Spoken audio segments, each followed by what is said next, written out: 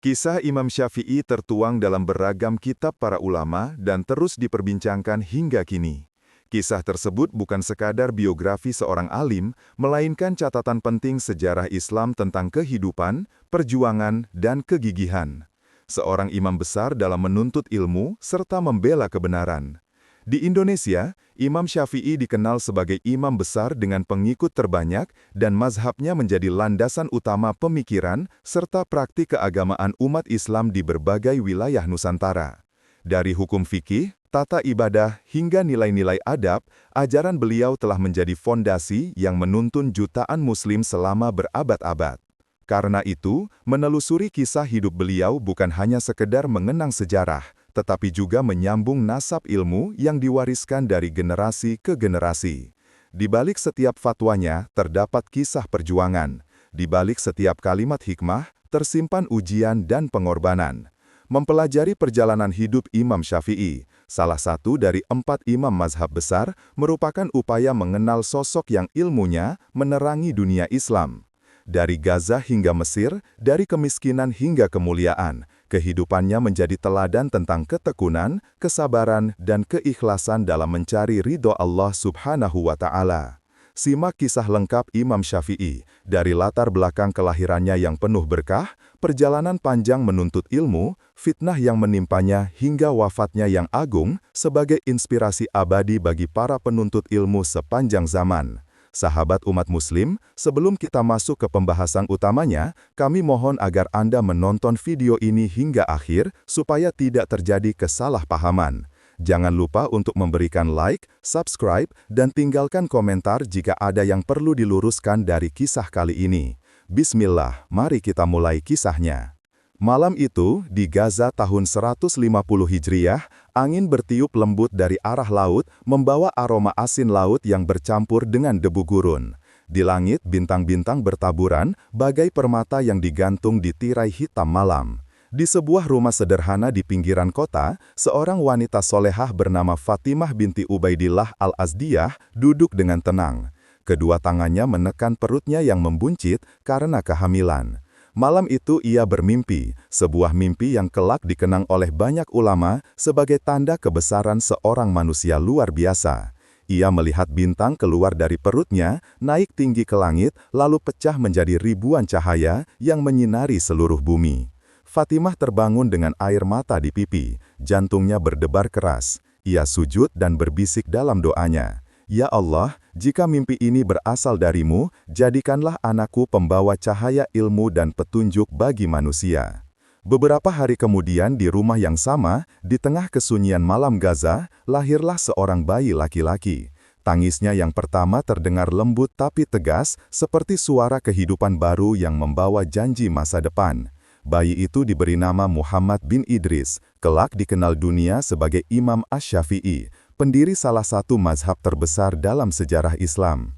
Ayahnya Idris bin Abbas berasal dari keturunan mulia Bani Muttalib, cabang dari keluarga besar Rasulullah SAW melalui jalur Abdul Manaf.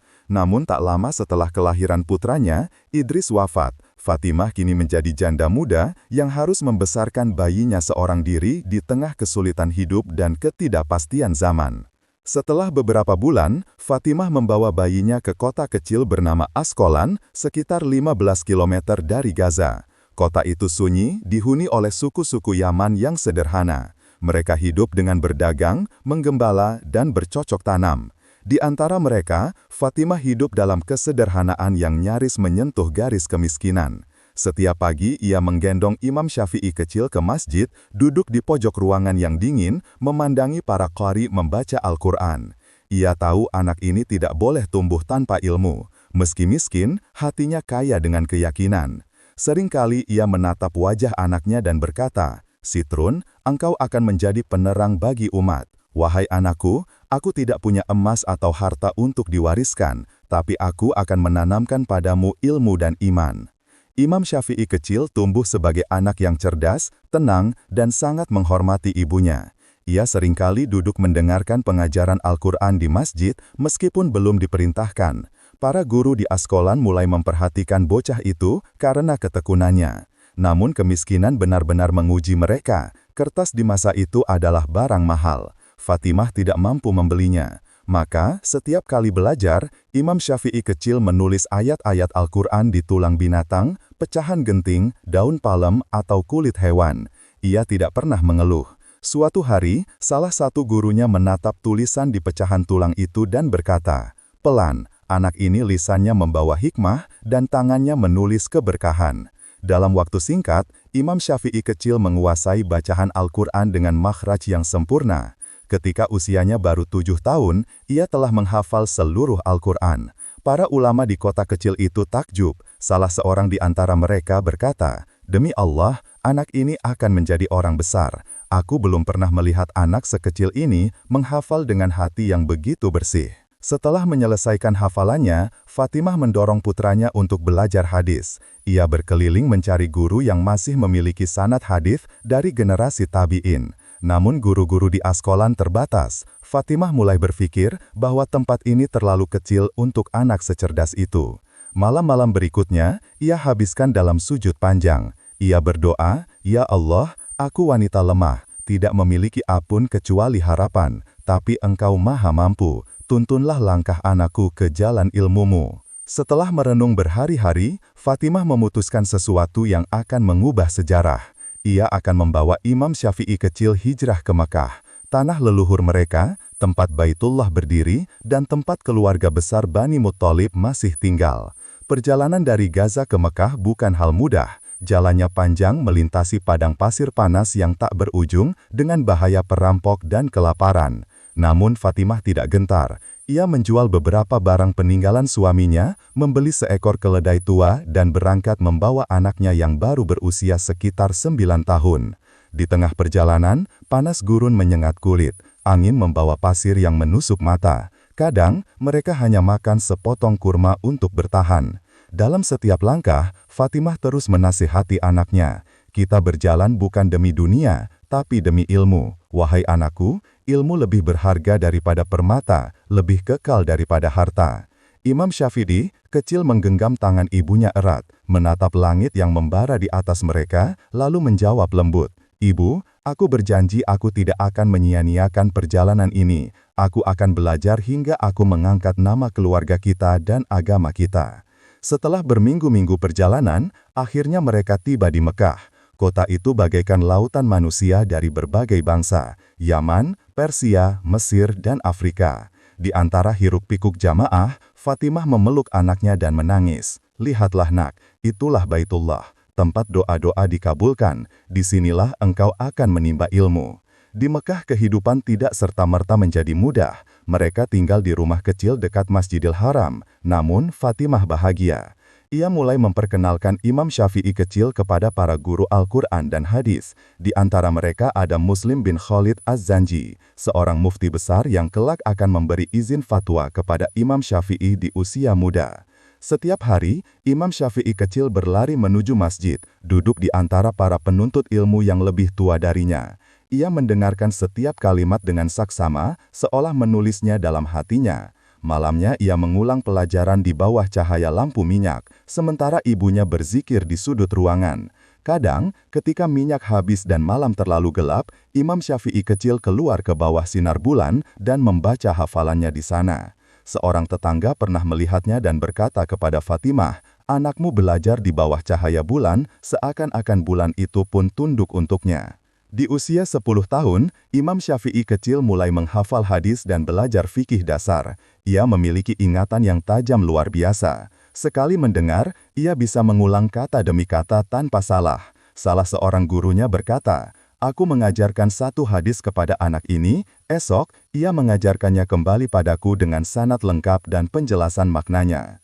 Suatu malam, setelah pulang dari masjid, Fatimah menatap anaknya yang tertidur di atas tikar rusang. Di wajah anak itu terpancar kedamaian yang sulit digambarkan.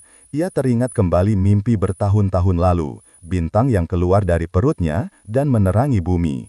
Ia tersenyum dengan air mata bahagia. "Ya Allah," bisiknya lirih, "Engkau tidak pernah berdusta." Cahaya itu kini mulai tampak. Hari-hari berikutnya, Imam Syafi'i kecil semakin menonjol di antara murid-murid lain. Suatu ketika saat halaqah besar di Masjidil Haram, gurunya berkata di hadapan banyak orang, "Wahai Syafi'i, bacakan ayat ini, dan tafsirkan." Anak itu berdiri dengan tenang, suaranya lembut tapi jelas. Sesungguhnya Al-Quran ini memberi petunjuk kepada jalan yang paling lurus. Kemudian ia menafsirkan dengan bahasa yang fasih, menunjukkan kedalaman pemahaman yang luar biasa untuk usianya. Orang-orang menatapnya kagum. Seorang ulama tua berkata pelan, "Anak ini suatu hari akan menjadi imam besar. Aku melihat cahaya itu dalam lisannya." Meski hidup dalam kesulitan, Imam Syafi'i kecil tak pernah menyerah. Setiap kali rasa lapar datang, ia berwudu dan sholat 2 rakaat. Ketika ditanya mengapa, ia menjawab, "Aku ingin mengenyangkan hatiku dengan zikrullah sebelum mengenyangkan perutku." Ibunya bangga, tapi juga sedih melihat ketabahan itu. Suatu sore, saat matahari tenggelam di balik gunung-gunung Mekah, Fatimah memeluk anaknya dan berkata, "Engkau telah menempuh perjalanan jauh, Wahai Syafi'i, aku yakin langkah-langkah kecilmu hari ini akan menjadi jalan besar yang menerangi dunia." Imam Syafi'i kecil menunduk mencium tangan ibunya dan menjawab lembut, "Doamu adalah bekalku, Ibu. Jika aku menjadi sesuatu kelak, itu karena sujudmu di malam-malam panjang." Malam pun turun perlahan di atas Mekah. Di antara gemuruh jamaah dan lantunan azan, seorang anak kecil duduk menatap Ka'bah dengan mata yang bersinar.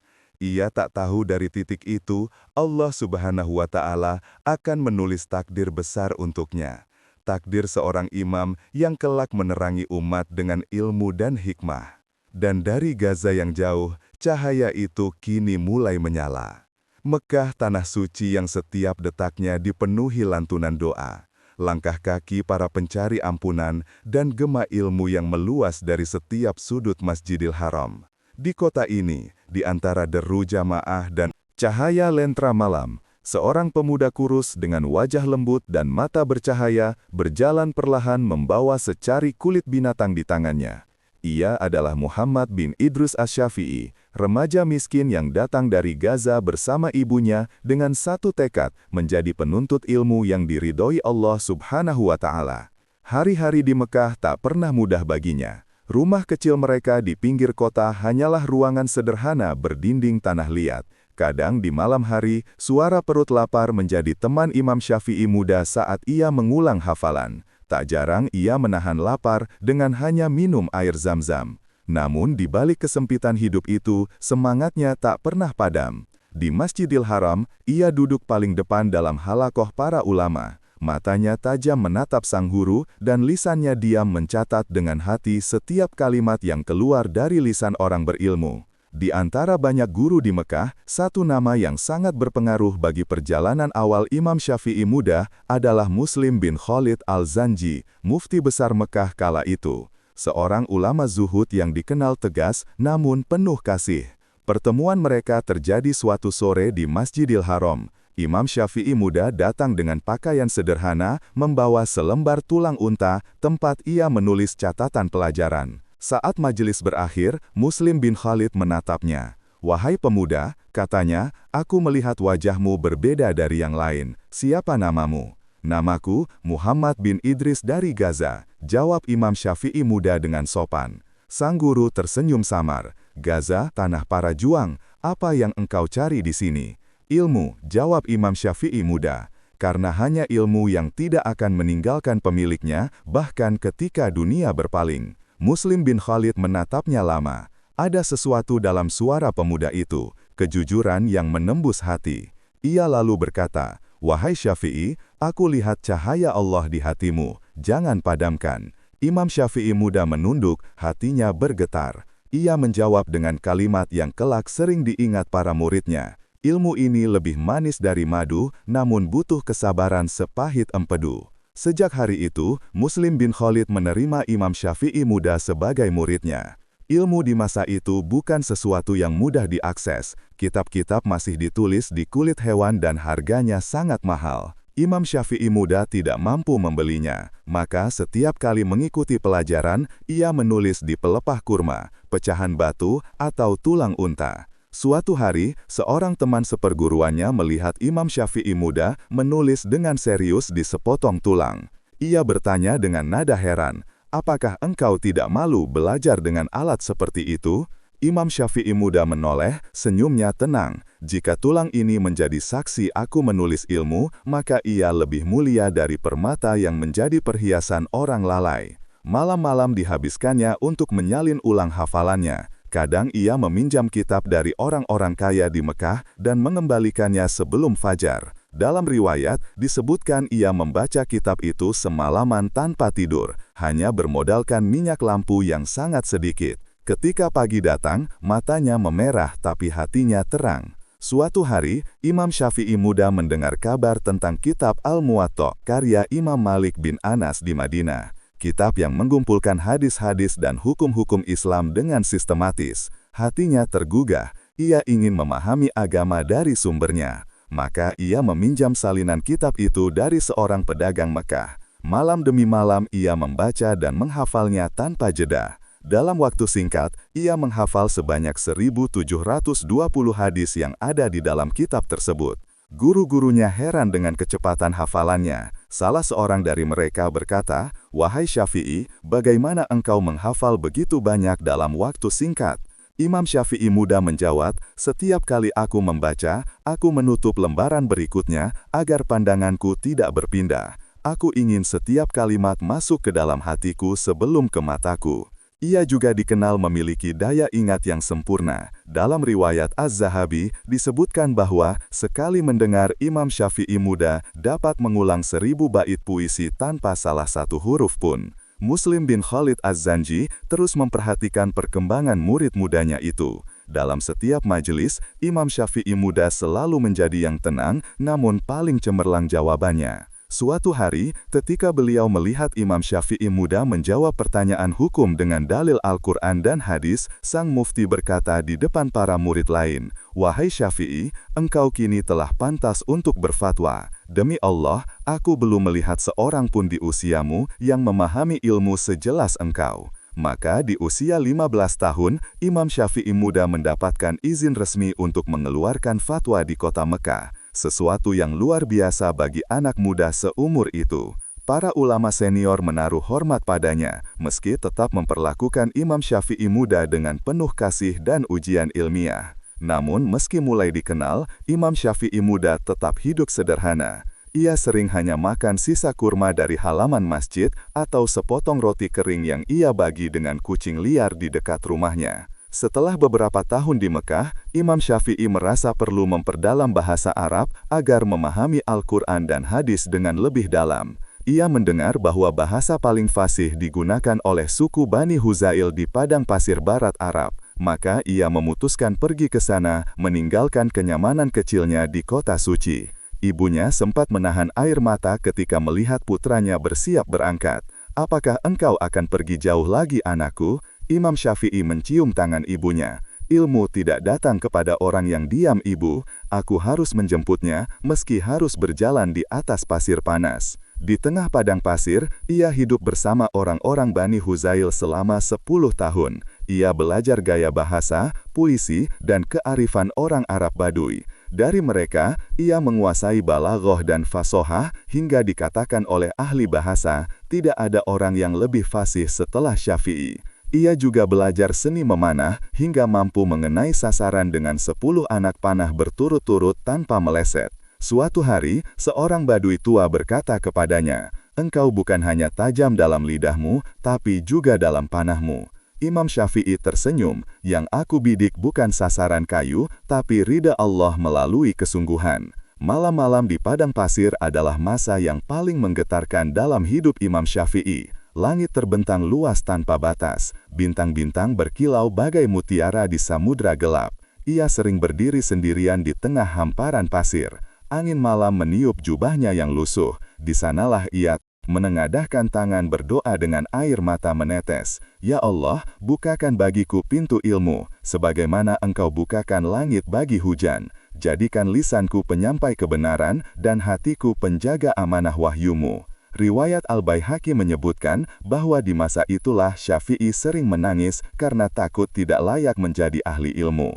Ia berkata, "Aku takut jika ilmu membuatku sombong, maka ia akan menjadi hijab antara aku dan Allah." Setelah 10 tahun bersama suku Bani Huzail, Imam Syafi'i kembali ke Mekah dengan kemampuan bahasa yang tiada tanding. Ia kini tidak hanya hafal Al-Quran dan hadis, tapi juga puisi Arab kuno dan silsilah suku. Ketika ia berbicara di majelis, para ulama terdiam kagum. Seorang guru berkata, bahasanya seindah bait puisi, tapi syarat dengan dalil. Imam Syafi'i mulai mengajar di Masjidil Haram meski masih muda. Murid-murid berdatangan, di setiap penjelasannya ia selalu mengingatkan, barang siapa mencari ilmu untuk berdebat atau sombong, maka ia akan binasa. Tapi siapa yang mencarinya untuk Allah, maka Allah akan meninggikannya. Meski sudah dikenal luas, Imam Syafi'i tidak pernah sombong. Ia menolong anak yatim, memberi sedekah dari sedikit yang ia punya, dan tidak pernah marah ketika kebenaran diinjak. Suatu sore, seorang pemuda datang kepadanya dan berkata, "Sis, wahai Syafi'i, engkau selalu berbicara tentang sabar, tapi apa engkau tahu rasanya lapar?" Imam Syafi'i tersenyum lembut. "Aku telah merasakannya sejak kecil, namun kelaparan yang paling menyakitkan bukanlah di perut, tapi ketika hati lapar dari ilmu." Pemuda itu tertunduk malu. Di rumah kecil mereka di Mekah, Fatimah masih setiap malam mendoakan anaknya. Ia mendengar dari tetangga bahwa nama putranya mulai disebut-sebut di majelis ulama. Ia menangis bahagia, sujud dalam syukur. "Ya Allah," ucapnya lirih, "Engkau telah mengangkat derajat anak yatim ini dengan ilmu. Jadikan ia pelita bagi umatmu, sebagaimana engkau janjikan dalam mimpiku dulu." Dan benar, cahaya itu kini makin bersinar terang. Dari kemiskinan dan perjuangan, Imam Syafi'i muda telah tumbuh menjadi lautan ilmu yang tak akan pernah kering. Malam itu, di Masjidil Haram, ia menatap Ka'bah dan berbisik, "Ya Allah, aku tidak ingin nama, tidak ingin kekuasaan, hanya Engkau yang kucari. Jadikan ilmu ini jalan untuk dekat kepadamu." Cahaya lampu minyak bergetar lembut di wajahnya, memantulkan keteguhan dan keikhlasan seorang penuntut ilmu sejati. Seorang pemuda miskin yang kelak dikenal dunia sebagai imam besar yang memadukan hikmah dan syariat. Musik. Malam itu di Mekah, Imam Syafi'i muda duduk sendirian di beranda rumah kecilnya. Cahaya lentera minyak menari di wajahnya yang tenang namun penuh semangat.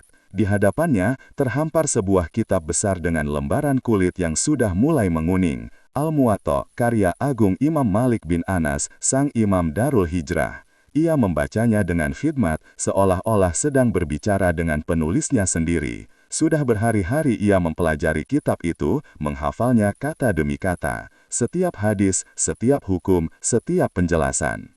Beliau tanamkan dalam ingatannya. Seringkali ia bergadang hingga fajar, mengulang kalimat yang sama berpuluh kali, khawatir satu huruf pun terlewat.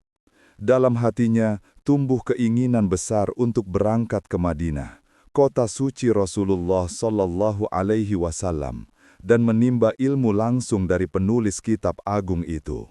Ia ingin bertemu dengan Imam Malik, sang ulama besar yang disebut banyak orang sebagai penerus cahaya ilmu Nabi di Hijaz. Namun, Imam Syafi'i sadar perjalanannya tidak mudah. Madinah jauh dan ia tidak memiliki banyak harta.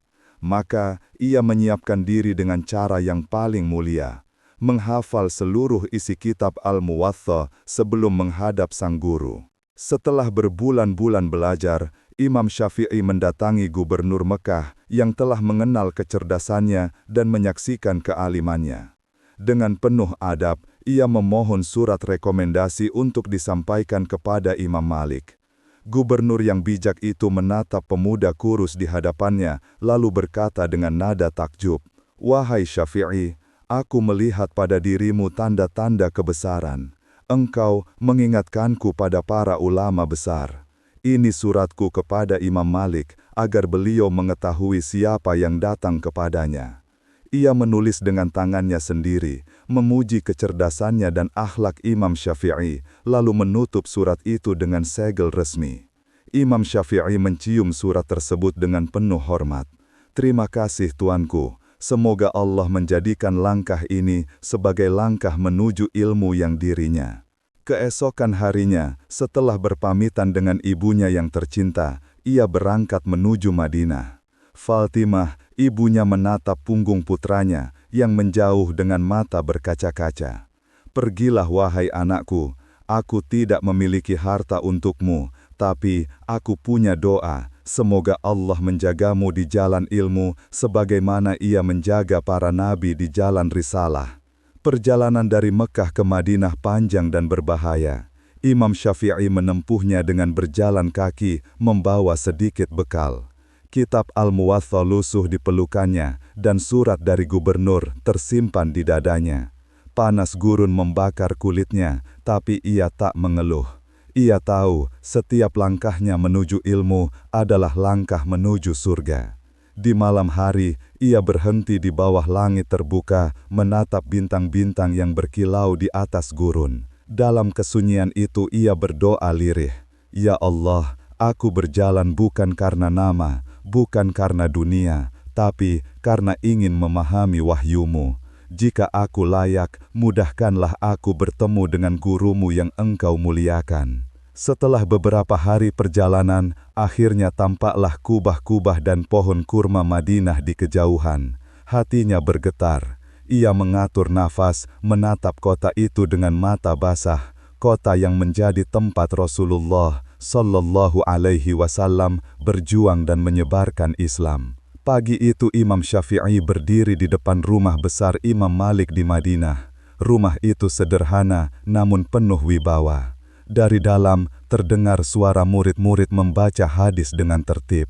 Ia mengetuk perlahan. Seorang pelayan keluar memandangnya dengan heran. Seorang pemuda berpakaian sederhana dengan wajah kelelahan, namun matanya penuh semangat. "Siapa engkau dan apa urusanmu dengan Imam Malik?" tanya sang pelayan. "Aku dari Mekah," jawab Imam Syafi'i lembut. "Aku datang untuk menimba ilmu dari Imam Darul Hijrah. Tolong sampaikan surat ini padanya." Pelayan itu masuk membawa surat. Tak lama ia kembali dan berkata, "Masuklah, Imam Malik berkenan menemuimu." Imam Syafi'i masuk ke ruangan yang penuh dengan aroma minyak gaharu. Di sana duduk Imam Malik bin Anas, ulama besar dengan jubah putih bersih, wajah teduh, dan mata yang tajam penuh hikmah. Di sekelilingnya, para murid duduk sopan mencatat setiap kata. Imam Malik memandang Imam Syafi'i muda, lalu berkata dengan suara dalam, "Engkau dari Mekah?" "Ya," jawab Imam Syafi'i muda penuh adab. "Dan aku datang untuk belajar darimu wahai Imam." Darul Hijrah. Imam Malik mempersilahkannya duduk. Ia membuka surat dari gubernur Mekah, membacanya dengan seksama, lalu menatap pemuda di hadapannya. "Engkau Muhammad bin Idris?" tanya Imam Malik. "Benar wahai guruku." Imam Malik tersenyum kecil. "Aku telah mendengar banyak tentang kecerdasanmu. Katakan, sejauh mana engkau memahami Al-Muwatta?" Imam Syafi'i muda menunduk hormat.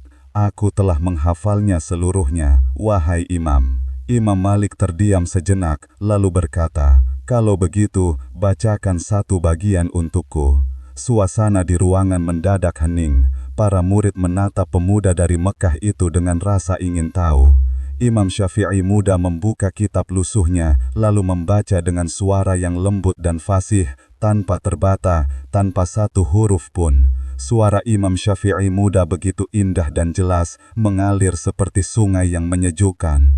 Imam Malik menatapnya lama, kagum akan ketenangan dan kefasihan bacaannya. Setelah beberapa hadis, Imam Malik mengangkat tangannya, menghentikan bacaan itu. "Cukup wahai Syafi'i," katanya perlahan. "Allah, engkau bukan pemuda biasa. Aku melihat cahaya Allah di hatimu. Jangan padamkan dengan maksiat." Imam Syafi'i muda menunduk, menahan air mata. Ia tahu kata-kata itu bukan pujian semata, tapi juga amanah. Sejak hari itu, Imam Syafi'i muda diterima menjadi murid Imam Malik.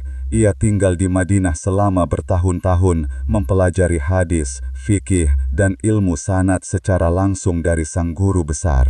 Setiap pagi, ia duduk paling depan, mendengarkan Imam Malik membaca hadis dengan penuh kehormatan. Karena setiap kali nama Rasulullah disebut, sang guru akan menundukkan kepala. Wajahnya berubah haru, suaranya bergetar. Lihatlah, kata Imam Syafi'i muda kepada murid-murid lain, inilah adab seorang alim terhadap hadis Nabi.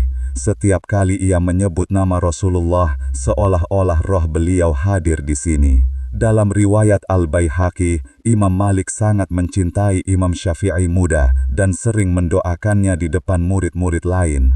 Ya Allah, berkahilah pemuda ini. Aku lihat padanya semangat para sahabat yang telah Engkau beri petunjuk. Imam Syafi'i muda dengan penuh rasa hormat, tak pernah duduk di hadapan Imam Malik kecuali dengan menunduk. Bila Imam Malik berbicara, ia diam sepenuhnya, mencatat dengan hatinya. Suatu hari di akhir pelajaran, Imam Malik memanggilnya. Wahai Syafi'i, katanya, aku ingin berikanmu satu nasihat yang lebih berharga dari 1000 kitab. Imam Syafi'i muda menatap dengan penuh khidmat. Imam Malik berkata lembut, barang siapa mencari ilmu untuk menandingi ulama, berdebat dengan orang bodoh, atau mencari kedudukan di mata manusia, maka ia akan binasa. Tapi, siapa yang mencari ilmu untuk mencari wajah Allah, maka Allah akan meninggikannya di dunia dan akhirat. Imam Syafi'i muda mencatat nasihat itu dalam hatinya, dan sepanjang hidupnya, ia selalu mengulang kalimat itu kepada murid-muridnya. Tahun-tahun berlalu, Imam Syafi'i muda telah menjadi ulama muda yang disegani di Madinah. Namun, ajal mendekati sang guru besar. Imam Malik mulai sakit-sakitan, tubuhnya lemah, tapi semangatnya tetap membara. Suatu sore, Imam Syafi'i muda datang menjenguknya. Ia melihat gurunya terbaring lemah di atas tikar, wajahnya pucat tapi tenang. Ia duduk di sisi sang guru dan menggenggam tangannya. Wahai Imam, kata Imam Syafi'i muda dengan suara gemetar, doakan aku agar tetap teguh di jalan ilmu setelah engkau tiada.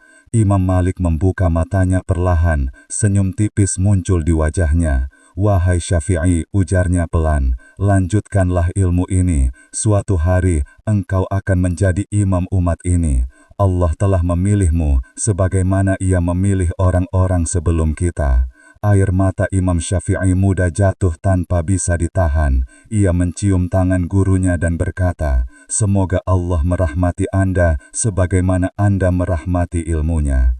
Beberapa hari kemudian, Imam Malik wafat di Madinah pada tahun 179 Hijriah. Berita itu mengguncang dunia Islam. Para murid menangis dan Imam Syafi'i sendiri tidak dapat menahan tangisnya. Ia duduk lama di pojok masjid, memandangi tempat gurunya biasa mengajar. Dalam sujud panjangnya, ia berbisik, telah hilang salah satu tiang ilmu dunia. Tapi, demi Allah, nasihatnya tak akan pernah hilang dari hatiku. Sejak saat itu, Imam Syafi'i bertekad melanjutkan perjalanan gurunya. Ia membawa warisan ilmu dan adab Imam Malik ke seluruh negeri, menjadikannya pondasi bagi mazhab yang kelak akan dikenal luas, mazhab Syafi'i. Madinah menjadi saksi, dari sanalah pertemuan dua cahaya ilmu itu, menyalakan lentera yang tak akan pernah padam di hati umat Islam hingga akhir zaman. Musik.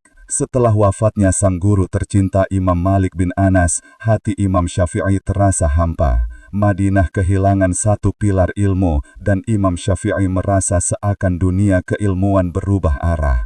Namun, di balik duka itu, ia membawa bekal yang luar biasa. Ilmu, adab, dan keteguhan yang diwariskan langsung oleh Imam Malik. Kini, ia bukan lagi pemuda pencari ilmu biasa. Namanya mulai dikenal di kalangan ulama Hijaz. Fatwanya didengar, dan tutur katanya selalu disertai kebijaksanaan. Namun kehidupan bukan hanya tentang kemuliaan ilmu. Allah menyiapkan ujian besar yang akan menguji hati dan keteguhannya. Setelah beberapa tahun menimba ilmu dan mengajar di Madinah, Imam Syafi'i kembali ke Mekah. Lalu tak lama kemudian, diangkat menjadi hakim di wilayah Najran, Yaman. Jabatan itu datang bukan karena ia mencarinya, tetapi karena masyarakat mengenal keteguhannya dalam menegakkan keadilan. Ketika ia pertama kali memasuki ruang pengadilan, para pejabat dan bangsawan Yaman memandangnya dengan heran. Ia tidak datang dengan pakaian mewah, hanya jubah putih bersih, wajah teduh, dan suara yang lembut namun tegas. Duduklah di hadapan keadilan, katanya pada hari pertama, karena di sini tidak ada yang lebih tinggi dari kebenaran. Dan memang demikianlah sifatnya. Imam Syafi'i tidak pernah membedakan antara rakyat miskin dan bangsawan. Ia menolak suap, menolak hadiah, bahkan menolak undangan jamuan dari penguasa bila ia tahu ada kepentingan di baliknya. Suatu hari, seorang pejabat tinggi datang dengan wajah murung. Ia kalah dalam perkara melawan rakyat kecil. Dengan nada keras ia menegur sang hakim muda. "Wahai Syafi'i, engkau telah menjatuhkan aib pada kaum terhormat Yaman." Imam Syafi'i menatapnya dengan tenang. "Yang jatuh bukan kehormatan, tapi kezolimanmu," ujarnya pelan. Sejak hari itu, sebagian pejabat mulai menyimpan iri dan dendam. Mereka tahu, selama Imam Syafi'i duduk di kursi hakim, mereka tak bisa menyelewengkan hukum. Waktu berlalu. Di tengah suasana politik yang panas antara penguasa Abbasiyah dan keturunan Ali, kaum Alawiyin, banyak orang dituduh bersekongkol tanpa bukti. Para pejabat yang iri melihat kesempatan itu. Mereka menuduh Imam Syafi'i memiliki hubungan dengan para Alawi hanya karena ia dikenal sering membela orang tertindas tanpa pandang asal-usul. "Dia simpatisan mereka," teriak salah satu pejabat di kalangan pemberontak yang menentang khalifah. Tanpa bukti, tuduhan itu segera menyebar. Gubernur Yaman yang takut pada amarah Abbasiyah segera mengirim laporan ke Baghdad. Dalam hitungan hari, datanglah perintah resmi dari Khalifah Harun ar-Rasyid. "Tangkap Muhammad bin Idris asy-Syafi'i dan kirimkan dia ke Baghdad dalam keadaan terbelenggu." Maka pagi itu, pasukan berkuda datang ke rumah Imam Syafi'i. Ia tidak melawan, wajahnya tetap tenang meski rantai besi membelit kedua tangannya. Murid-muridnya menangis, namun ia hanya berkata lembut, "Jangan bersedih, ilmu tidak akan terbelenggu oleh rantai besi."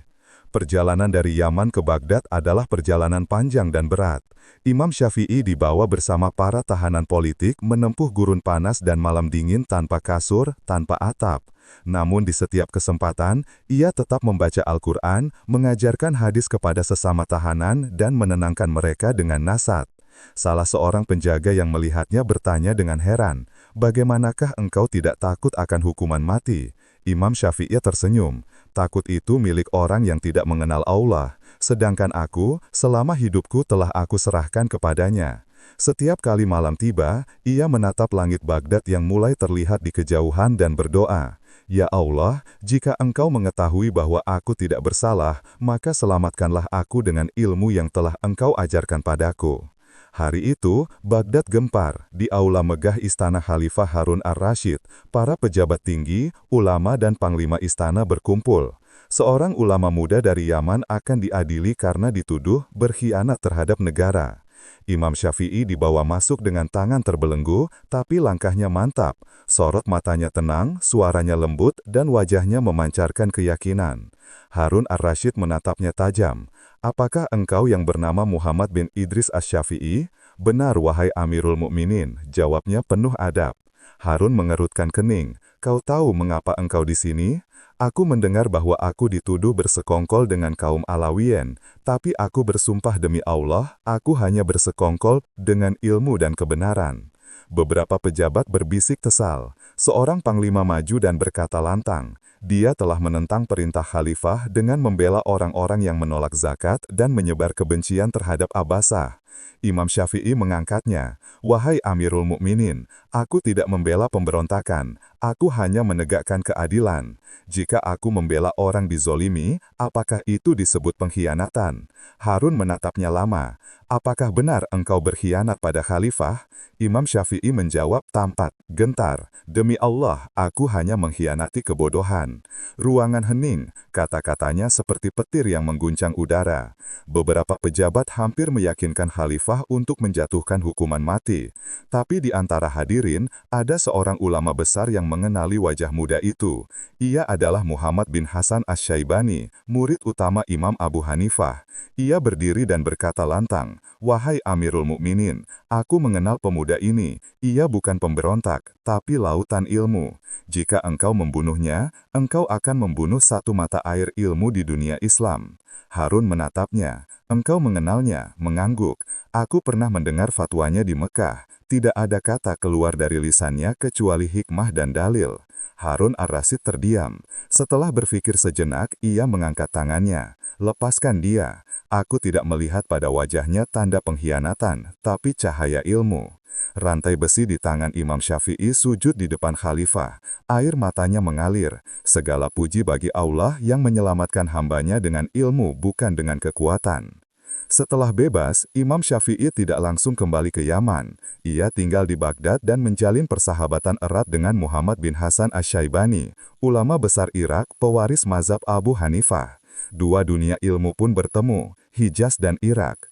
Hijaz dikenal dengan kekuatan hadis dan sanad yang ketat hasil didikan Imam Malik. Irak terkenal dengan kekuatan logika, kias dan rasionalitas hukum warisan Imam Abu Hanifah. Imam Syafi'i menyadari, Islam membutuhkan keseimbangan antara keduanya. Maka siang malam ia berdiskusi dengan Asy-Syaibani, memadukan dalil dengan akal, nas dengan hikmah. Suatu sore di tepi sungai Tigris, Asy-Syaibani berkata, "Wahai Syafi'i, engkau telah menguasai hadis dan fikih, tapi di Irak kami berdiri di atas logika hukum dan perbandingan akal. Engkau harus memahaminya agar menjadi ulama yang utuh."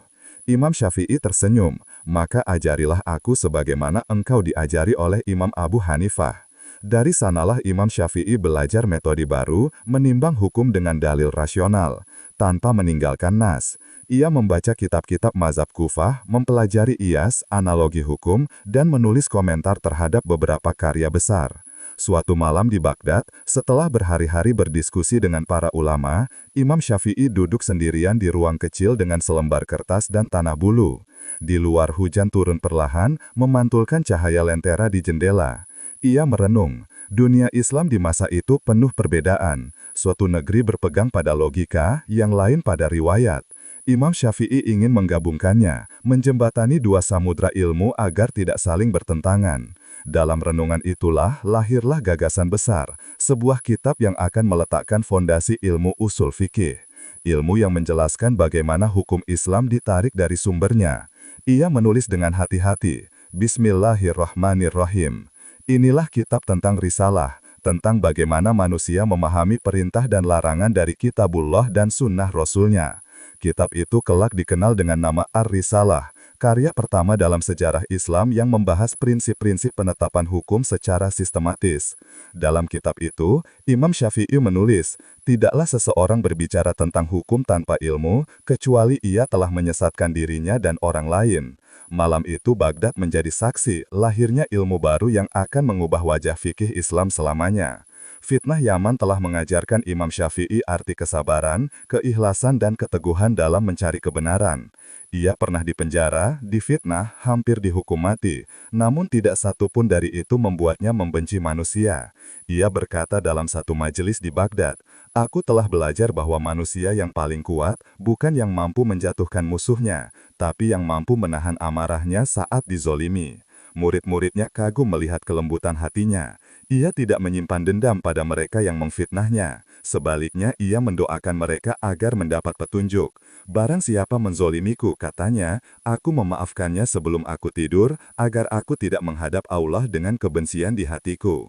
Dari Madinah ke Yaman, dari penjara ke istana Baghdad, perjalanan Imam Syafi'i adalah kisah tentang perjuangan, fitnah dan kebangkitan ilmu. Ia tidak pernah menyerah pada keadaan, tidak pernah berkhianat pada prinsipnya.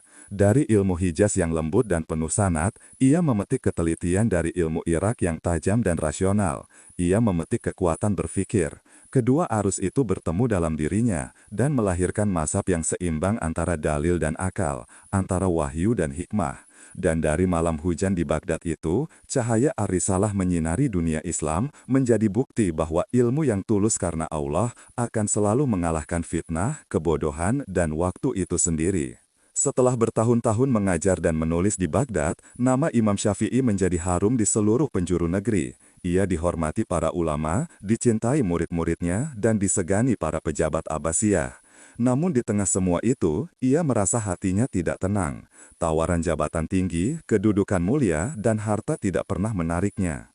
Suatu hari, Khalifah Al-Ma'un, pengganti Harun ar-Rasyid, memanggil Imam Syafi'i dan menawarkan jabatan kehakiman tertinggi di pemerintahan Abbasiyah. Ruangan istana itu megah, lantainya marmer berkilau. Namun Imam Syafi'i menunduk dengan tenang. "Wahai Syafi'i," ujar Khalifah, "engkau telah dikenal di seluruh negeri. Umat butuh engkau sebagai hakim agung. Imam Syafi'i menjawab lembut, Amirul Mukminin, biarkan aku hidup untuk ilmu, bukan untuk kekuasaan. Aku takut jika aku memutuskan perkara karena titah manusia, bukan karena hukum Allah. Khalifah terdiam. Ia tahu di hadapannya bukan sekedar seorang ulama, tapi seorang hamba Allah yang telah membebaskan dirinya dari dunia. Tahun 1909 Hijriah, Imam Syafi'i memutuskan meninggalkan Baghdad dan berhijrah ke Mesir. Dalam riwayat Az-Zahabi, beliau berkata kepada muridnya sebelum berangkat, "Hatiku merindukan Mesir, entah karena rezeki atau karena ajal yang menantiku di sana." Perjalanannya ke Mesir bukan sekedar perpindahan tempat, melainkan babak baru dalam sejarah ilmu Islam. Di negeri itu, Islam telah berkembang, namun banyak perbedaan pendapat antara ulama setempat.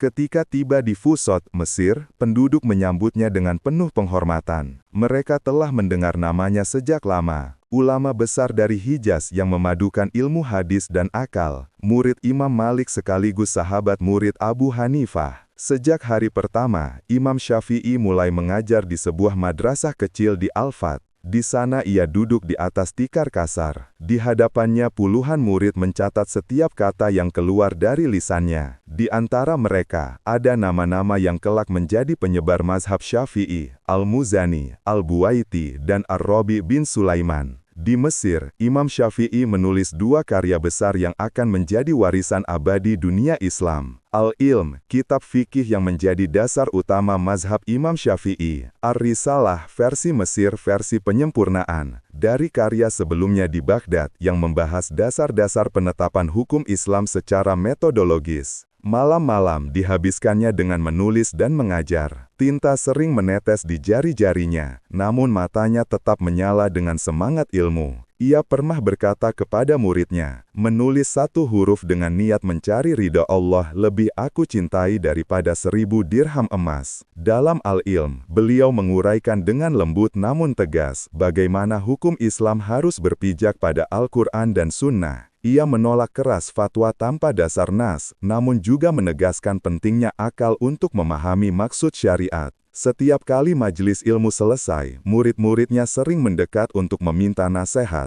Suatu hari, Ar-Rabi bertanya kepadanya, "Wahai guruku, apakah rahasia cahaya ilmu yang engkau miliki?" Imam Syafi'i memandangnya lembut lalu berkata dengan kalimat yang kelak menjadi mutiara sepanjang zaman, "Ilmu itu cahaya, dan cahaya Allah tidak diberikan pada hati yang berdosa." Murid-muridnya terdiam. Kata-kata itu menembus hati mereka lebih tajam dari pedang. Dalam riwayat lain dari Al-Baihaqi, beliau pernah menasehati muridnya yang berputus asa, "Jangan engkau sangka jalan ilmu itu mudah. Siapa yang tidak mau menanggung pedihnya belajar, maka ia akan menanggung pahitnya kebodohan." Dan kepada Al-Muzani, murid paling cerdasnya, beliau pernah berkata, "Jika engkau ingin kemuliaan, maka jangan bergantung pada manusia. Cukuplah Allah yang menjadi sandaran dan tempat meminta." Tahun-tahun berlalu, tubuh Imam Syafi'i mulai lemah. Sakit lambung yang lama ia derita semakin parah. Namun setiap pagi, beliau tetap mendatangi madrasahnya dengan langkah perlahan ditemani murid-muridnya yang setia. Suatu hari, Ar-Rabi melihat gurunya datang dengan wajah pucat, tubuhnya gemetar. Ia segera menghampiri dan berkata dengan cemas, "Wahai guruku, mengapa engkau tetap mengajar dalam keadaan seperti ini?" Imam Syafi'i tersenyum samar, lalu menjawab dengan suara lemah namun penuh makna, "Karena aku ingin menutup hidupku dengan memberi bukan meminta." Murid-muridnya meneteskan air mata. Mereka tahu setiap hari yang dilewati gurunya adalah perjuangan antara rasa sakit dan cinta pada ilmu. Bahkan dalam keadaan sakit, beliau tidak pernah membiarkan majelisnya kosong. Jika tubuhnya tak mampu berdiri, ia tetap mengajar sambil duduk, dan bila terlalu lemah, beliau berbaring sambil menjawab pertanyaan murid-muridnya. Pada suatu malam yang tenang di rumah Abdullah bin Hakam, Imam Syafi'i tampak semakin lemah. Murid-murid terdekat berkumpul di sekelilingnya. Lentera kecil menyala di pojok ruangan, menerangi wajah sang imam yang mulai pucat, namun tetap tersenyum. Ar-Rabi mendekat dan memegang tangannya. "Wahai guruku," katanya dengan suara bergetar, "apakah engkau merasakan sakit?" Imam Syafi'i menatapnya lembut lalu menjawab,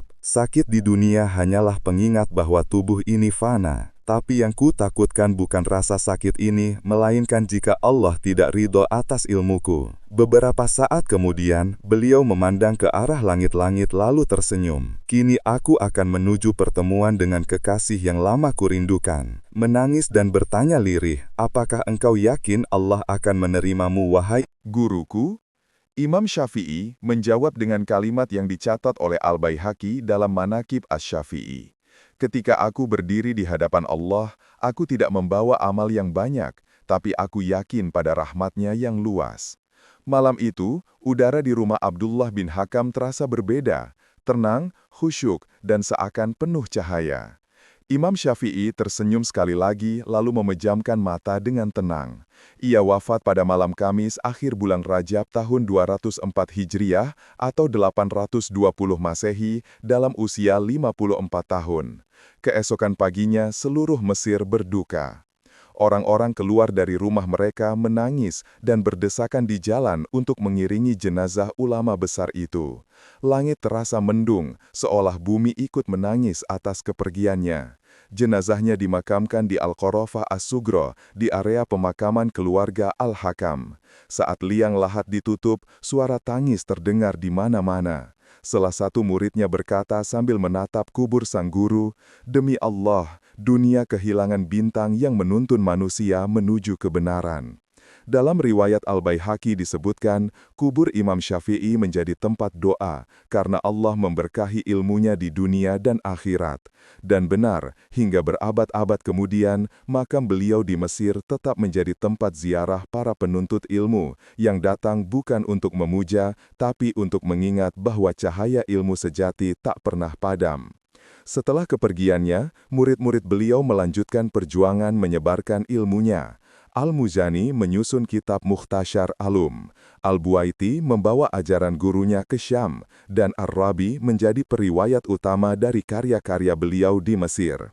Dari tangan mereka, mazhab Syafi'i menyebar ke berbagai penjuru dunia, ke Hijaz, Irak, Yaman, Afrika Timur, bahkan hingga ke Asia Tenggara dan Nusantara.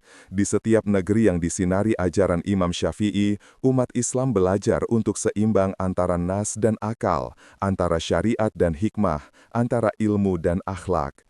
Imam Nawawi rahimahullah pernah berkata, dalam Tahzib al-Asma wal Lughat, Imam Syafi'i adalah orang pertama yang menyusun ilmu usul fikih secara sempurna, menggabungkan fikih dan hadis, serta memperindah keduanya dengan bahasa yang tiada tanding. Hingga kini, lebih dari 1000 tahun setelah wafatnya, nama Imam Syafi'i masih disebut dengan penuh hormat di setiap madrasah, masjid, dan majelis ilmu. Mazhabnya dipelajari di berbagai negeri, dari Mesir, Syam, hingga Indonesia dan Malaysia. Bukan hanya karena keluasan ilmunya, tapi karena ketulusan hatinya. Beliau pernah menulis dalam salah satu syairnya, "Setiap ilmu yang tidak mendekatkanmu kepada Allah hanyalah keangkuhan yang tersamar. Maka, carilah ilmu yang membuatmu lebih rendah di hadapan manusia dan lebih dekat di hadapan Tuhanmu." Dan di kesempatan lain, beliau menulis pesan abadi untuk para penuntut ilmu. "Jika hatimu bersih, engkau tak akan kenyang dengan Al-Quran. Jika hatimu gelap, maka ilmu sebesar gunung pun tak akan meneranginya." Ketika matahari terbit di atas Fusyat pada pagi setelah wafatnya, cahaya itu memantul di atas kubah kecil tempat beliau dimakamkan. Seorang anak kecil yang baru belajar mengaji bertanya pada ayahnya, "Siapa yang dimakamkan di sana?" Sang ayah menjawab, "Itu makam Imam Syafi'i, orang yang mengajarkan kita bagaimana menimbang hukum Allah dengan hati yang bersih." Anak itu menatap langit dan tersenyum, dan mungkin disitulah keajaiban sejati dari kehidupan Imam Syafi'i, bahwa ia telah tiada, namun cahayanya masih hidup, menerangi hati setiap penuntut ilmu, setiap pengajar yang ikhlas, setiap umat yang mencari kebenaran. Sebagaimana yang diriwayatkan oleh Al-Baihaqi, barang Siapa membaca karya Imam Syafi'i dengan hati yang ikhlas, maka seakan ia duduk di majelis beliau, mendengar suaranya yang lembut, dan melihat wajahnya yang bercahaya. Begitulah akhir perjalanan seorang ulama besar yang menolak kemewahan dunia, menanggung fitnah dengan sabar, dan meninggalkan warisan ilmu yang tak ternilai. Cahaya yang lahir di Gaza, bersinar di Mekah, berpadu di Madinah, diuji di Yaman, menguat di Baghdad, dan akhirnya menyinari dunia dari Mesir. Itulah Imam Muhammad bin Idris Asy-Syafi'i, penerang umat sepanjang zaman. Wassalamualaikum warahmatullahi wabarakatuh.